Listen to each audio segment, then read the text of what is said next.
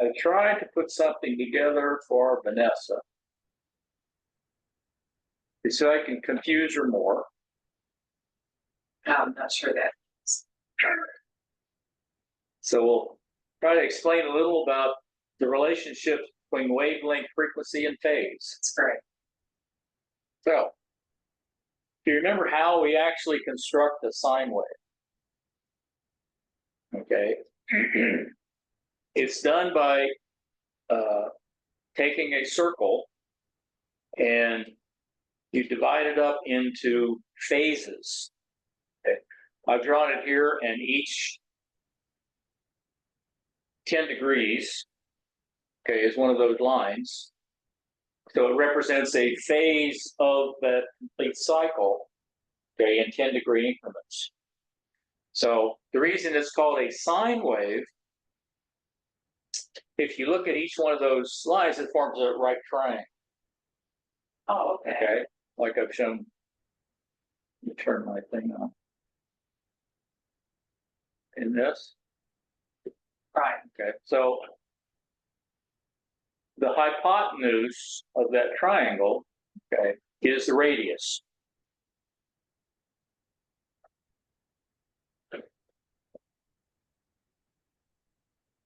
And where that phase line intersects the circumference of the circle, if you draw a straight line down, okay, then you get the opposite side from the phase angle. And if you remember, sine is the ratio of that side divided by the length of the hypotenuse of the triangle.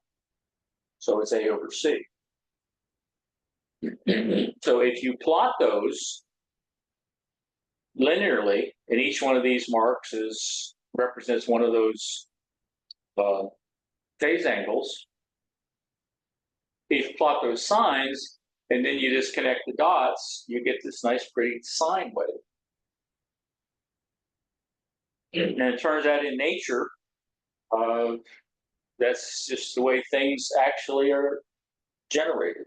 If that's a little confusing, I think that to wrap around it is anything cyclical, it can be graphed over time. That's what you're doing. You're graphing. The circle represents one cycle, or actually one wavelength. Okay. For a different frequency. Now, in mathematics, to make things easy, they came up with the concept of radians. Okay, so you know that a circle, the relationship between the circumference of a circle and the radius is 2 pi, or pi d. So if we say the radius of a circle, we're going to define that as a radian. We don't care what actual length is. It's always 1 radian. And the circumference is always 2 pi times whatever that is. So if you remember a lot of those formulas you saw these 2 pi's all over the place. That's where that comes from. I see. And, you know, in engineering, when you learn this stuff, you normally deal with omega, which is 2 pi f, okay, which is called radian frequency. So it's how many times you go around that circle per second. And if you only go part way around the circle, then that's a phase shift of what percentage you went around. Okay, so that's where the phase relationship comes from. Okay. So all the way around the circle is 2 pi radians. Halfway around the circle is pi radians. Quarter way around is pi over 2. Okay. Okay, which is where I showed it over here. So, and like I said, this represents 1 wavelength. So any offset, okay, is what's called a phase shift. Bob? Yes. The the natural inkling would be to think that each one of those illustrations on the right side, if you look at the left, okay, the one wavelength, all right. If you look at one half of that, you would naturally think that by moving the right half of that underneath it, directly underneath it, you'd get a circle. Why is it steeply shaped? Because you wouldn't get a circle. It's a sine wave. Okay, so you're saying a sine wave is derived from a circle. Right. And I'm not sure how you get, go ahead. So if you look at the circle from 0 to top dead center, you'll notice that that circle is increasing at a decreasing rate. Right? So your first step is big and it gets smaller. So you see how those lines get smaller and smaller as you go up the blue lines? He's talking about it here. Yeah. So The peak. Yeah. At this point. click here. I think the answer is what you can't see the point, but these lines get close because this increases at a decreasing rate. That's why these lines get small. So if you graph it, sure. That's why you Yeah, I didn't extend them all the way across for the downside. Just let it be more. I didn't notice Cluttered. I didn't notice the blue horizontal lines, but I can see now that that almost represents a tube. In other words, it's a three-dimensional almost rendering of that circle. Okay. But you're saying it's strictly time. It has nothing to do with any other dimensions of length or mass. Right. It's time. Okay. All right. I think that's a little more clear.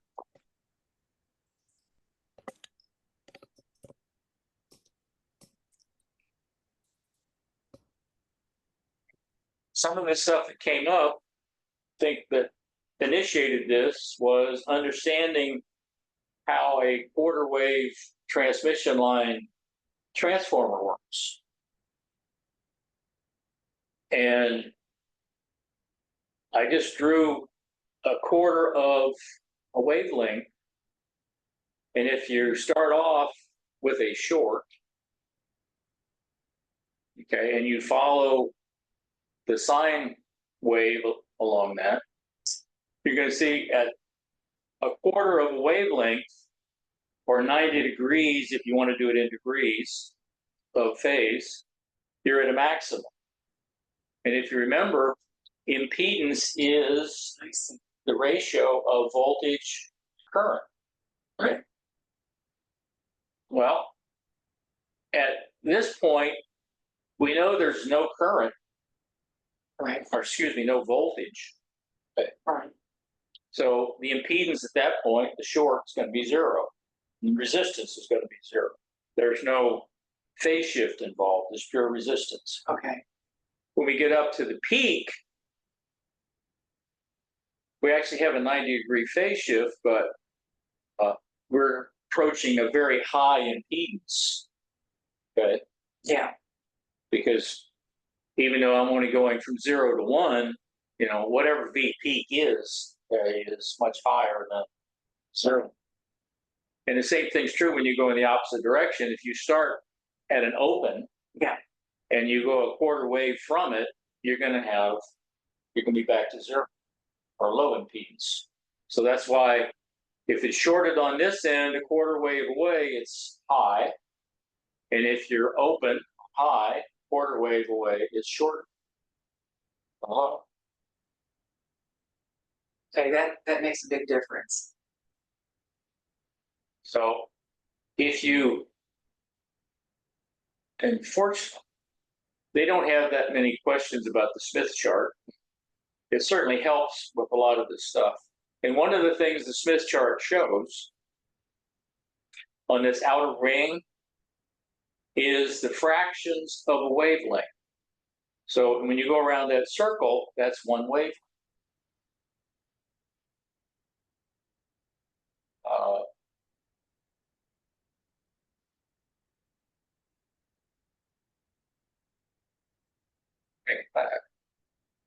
half wave.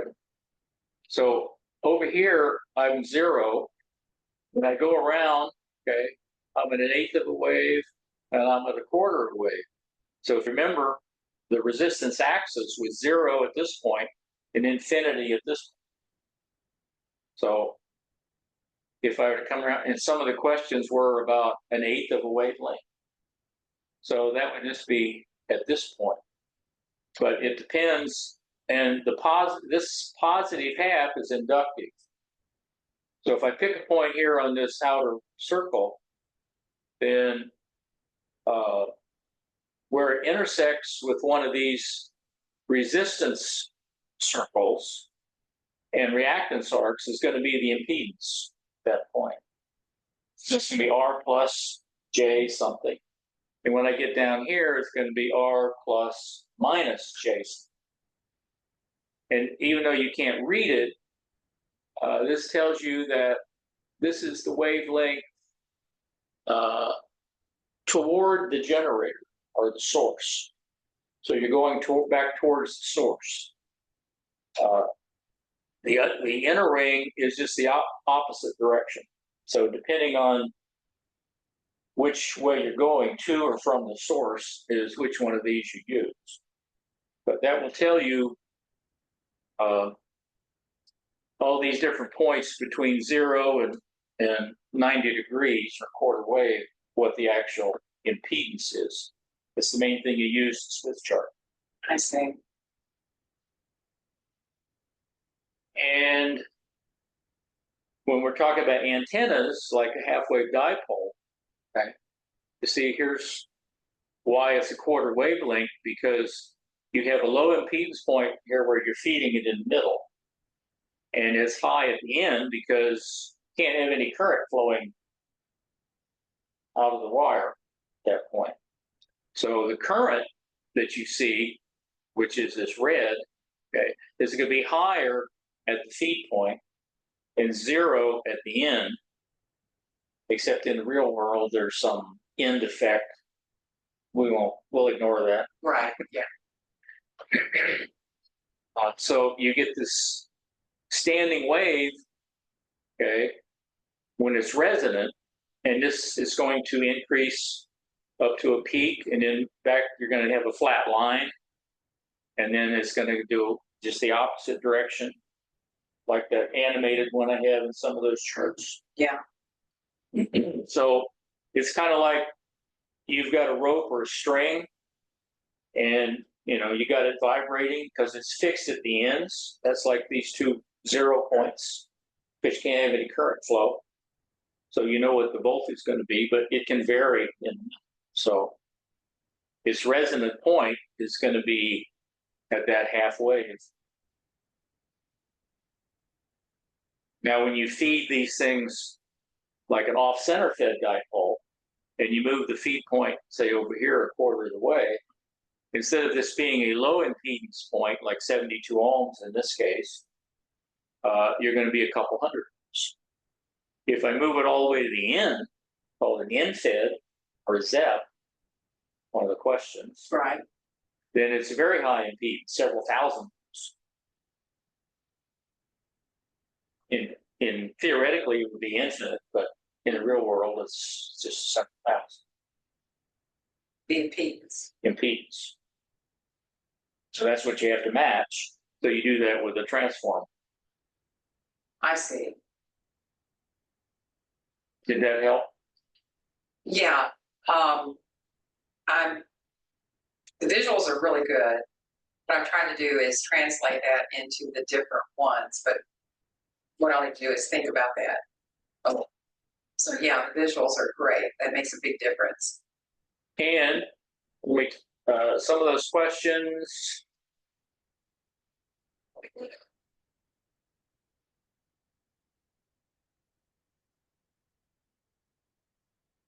First, you remember when we talked about the synthesizers, frequency synthesizers, and you stored the waveform in a ROM, memory location, And what you're doing is basically storing these points. I see. So, and you can make it in the waveform anything you want Okay, just by, the points that you share. okay, You can make it a triangle wave, sine wave, square wave, some combination wave. Okay. And that's one way you could do those raised sine Morse code modulations, something like that. Okay. Any more questions on it? You're all ready for the test? well, I should definitely take a test. All right. Well, speaking of tests,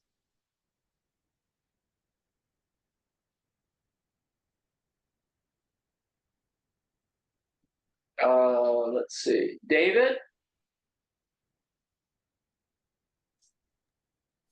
Yes, did you get a copy of the test? yes, I did. Okay. And Peyton, did you? No, where can I find that? It was an attachment in the email I sent yesterday. All right, let me take a look. I can bring it up. Well,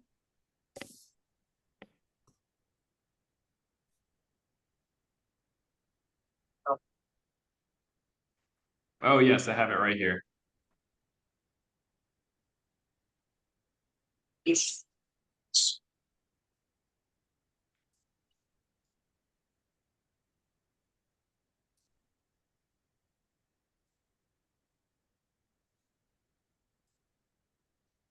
taking practice filling in the little circles.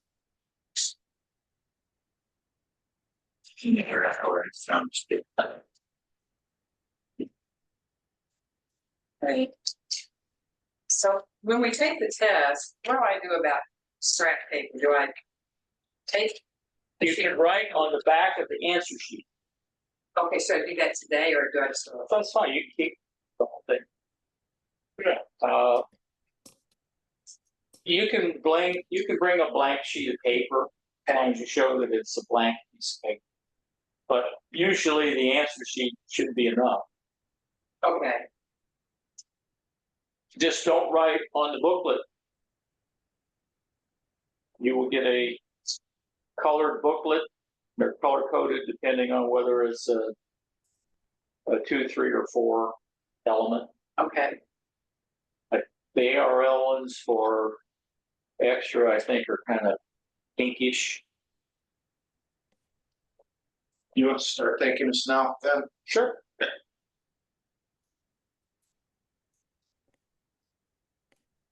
I had a lot of trouble finding a lot of those sub elements, finding a heart.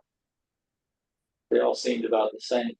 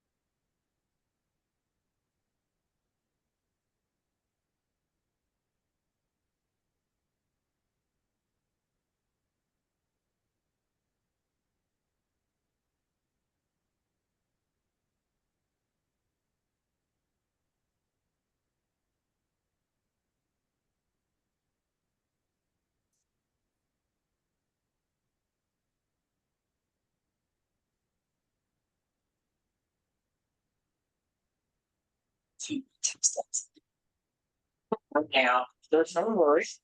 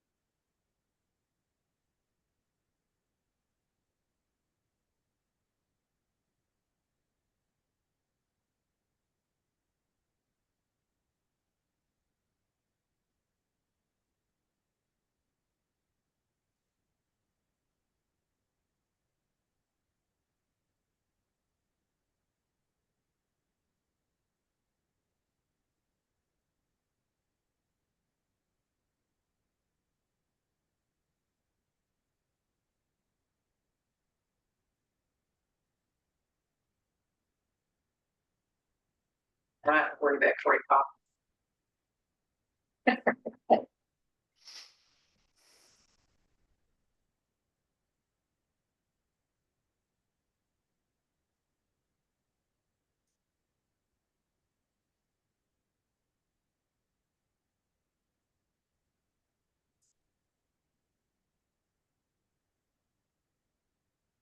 Couldn't have Amy to copy off. I know, yeah.